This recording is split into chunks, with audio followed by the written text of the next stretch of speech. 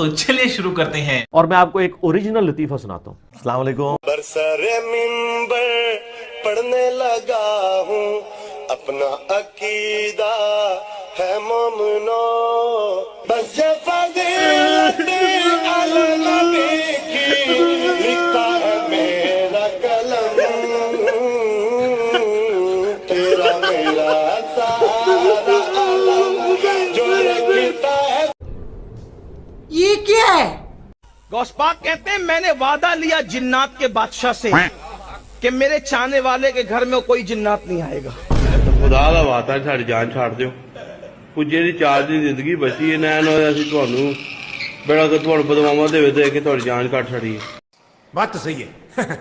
अरे रुको जरा, सबर करो। आइए देखते हैं मदनी वार मस्जिद नबी शरीफ में रिकॉर्ड हुई है, बिल्कुल ताजा ताजा। इस्लामी भाई इस वक्त मस्जिद नबी शरीफ में हूँ। 29 रमजान है, इफ्तार का वक्त है, मगर एक अजीब वाकया पेश आया है हमारे पास। अभी एक सूडानी आए हैं माशाल्लाह। अस्सलाम वालेकुम। अबू उबैदा है हमारे साथ और ये मुझे तलाश करते करते यहाँ पहुंचे और बड़ी अजीब बात, मैंने जब इनसे पूछा कि आपने सब्ज इमामा कैसे पहना है, तो ये बताते हैं कि मुझे 2 साल पहले मौलूद का महीना था और यहाँ पर एक शेख मिले थे सब्ज इमामे वाले, और उनकी बातें बड़ी अजीब थी। उनको मैं जहाँ देखता था मुझे वही मस्जिद नबी शरीफ में नजर आते थे। कई मकामात पर मुझे मिले, उन्होंने अपने हाथों से मुझे सब्ज इमामा बांधा है जब से मैंने ये इमामा पहना है, और उनकी बातें बड़ी रूहानियत वाली थी, वो बहुत आंसू बहाते थे। फिर मैंने इनको अमीर अहले सुन्नत की पिक्चर दिखाई तो इन्होंने कहा कि हाँ ये वही शेख थे, ये वही शख्सियत थे। अरे सुधरो रे, अभी तो सुधर जाओ। तो मक्के वालों ने तो झंडे और ये लाइटें उन्होंने तो नहीं लगाई, तो फिर हम क्यों लगाते हैं? ये सवाल मेरा नहीं है, हम तो लगाते हैं बस। अल्हम्दुलिल्लाह। अल्लाह अकबर। इनके जहन में ऐसी खुराफात आती हैं। ये एक मरतबा मैं डेरा इस्माइल खान में तकरीर करने गया था, तो वहाँ पर एक बच्चे ने ये सवाल किया और अल्लाह के फजल से उसको हमने सुनने किया। उसने जब ये सवाल किया ना बड़े मजमे में, तो उसने तो बड़े जोश और जज्बे के साथ और ऐसा अटैक किया जैसे करने का हक होता है।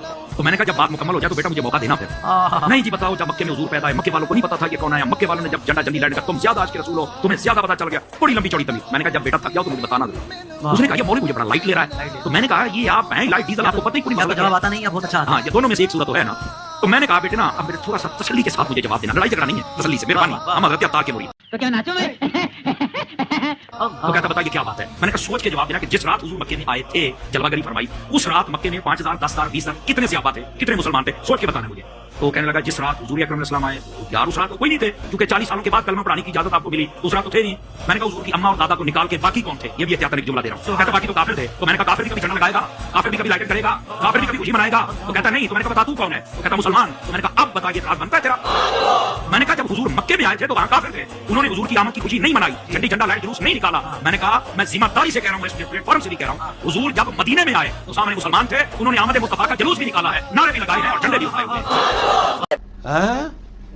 कहानी ते कहानी, हर चीज की कहानी चल रही है भाई जी।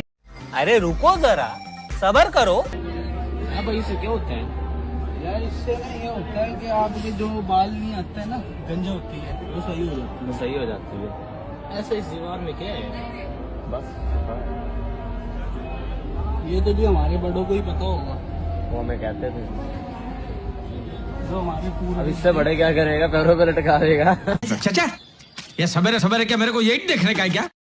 हीर शरीफ भाई हैं, मेरा सवाल ये है बापा जी ने दरस निज़ामी की तालीम मुकम्मल कहाँ से की है? नीज दावत इस्लामी बनाने से कबल बापा जी का जरिया मुआश यानी कारोबार क्या था? ज़हीर शरीफ भाई। दावत इस्लामी से कबल मेरा कारोबार। अच्छा फिर दरस निज़ामी, मैंने दरस निज़ामी नहीं किया, बाबे तो शय कोई नहीं, एक दिन का भी कोर्स मैंने नहीं किया। मेरा बस वो मुताला, उलमा की सोहबत, बचपन से शौक था मसाइल का, तो यूं थोड़ा यानी कि वो 2-4 मसाइल मुझे याद हो गए। आए सदके। कैसा लगा मेरा मजाक? जन्नती दरवाजे की हकीकत बताऊं मैं आपको। इसकी हकीकत यह है कि हजरत सैयदना ख्वाजा निजामुद्दीन औलिया रहमतुल्लाह तआला अलैह के बारे में ये मनकूल है कि इन्होंने बेदारी में महबूब बारी सल्लल्लाहु तआला अलैहि वसल्लम की प्यारी प्यारी जियारत की, और वो भी इस हाल में कि खुलफा राशिदीन के हमरा सरकार सल्लल्लाहु तआला अलैहि वसल्लम उसी दरवाजे से गुजर रहे थे जिसको आजकल बेइज्जती दरवाजा कहते हैं। और आका सल्लल्लाहु तआला अलैहि वसल्लम ने इरशाद फरमाया, जो इस दरवाजे से गुजरा वो अमन में आ गया।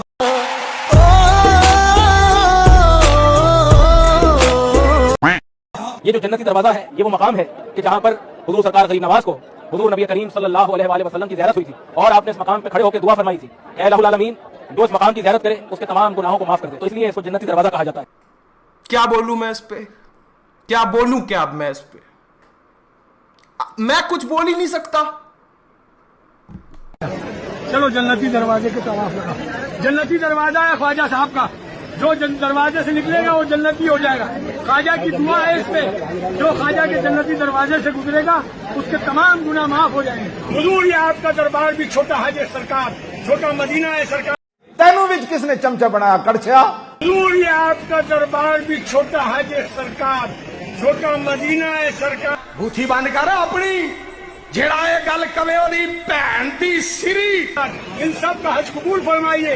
ये सब जन्नती दरवाजे के तवाफ लगाने हाजिर हुए हैं, इन सब की हाजिरियां कबूल फरमाइए। हम पागल हैं, पागल। मज़ीद ऐसी कहानियाँ देखने के लिए मेरे चैनल को सब्सक्राइब करें।